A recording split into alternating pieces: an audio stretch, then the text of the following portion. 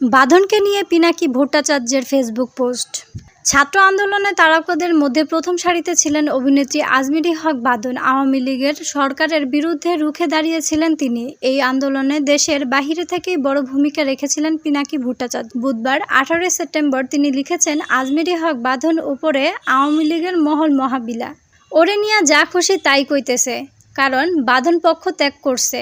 বাঁধন নৌকার লোক বলে বিজ্ঞাপন করছিল। আমি আমার ভিডিওতে সেইটা দেখাইয়ে ওরে গাল মন্দ করছিলাম, বলছিলাম ইন্ডিয়াত গিয়া সিনেমা করো, বাংলাদেশে ঠাঁই হবে না। পিনাকি ভট্টাচার্য আরও লিখেছেন, জুলাই আগস্ট বিপ্লবে ইতিহাসের এক মাহেন্দ্রক্ষণে বাঁধন রাস্তায় আইসা দাঁড়াইছিল, গণহত্যার বিরুদ্ধে সোচ্চার হয়েছিল। ওই মুহূর্তে বাঁধন মহৎ হইয়া উঠে। বাঁধনের জন্য এই কাজটা খুবই কঠিন ছিল। বিপ্লব সফল না হলে বাঁধনকে পরিণতি ভোগ করতে হবে, সেই দ্বিধা করে নাই জনতার পক্ষে দাঁড়াইতে। তিনি লিখেছেন, আওয়ামী সমর্থক এমন অনেকেই লড়াইয়ে সহযোগিতা হয়েছিল জন্যই হাসিনাকে পালাইতে হয়েছে। এর জন্যই ডাবল বিলা বাঁধনের উপরে। ব্যাপার না, ওরা যত বেশি বিলা হবে বাঁধন ফ্যাসিবাদের বিরোধীদের কাছে তত বেশি আপন হবে। ওরা যা খুশি বলুক, ভয় পাইও না, মন খারাপ কইরো না। ইতিহাসের সঠিক দিকে থাকার হিম্মত আর সৌভাগ্য সবার হয় না। এদিকে পিনাকি সেই ফেসবুক পোস্ট নিজের ওয়ালেও শেয়ার করেছেন বাঁধন।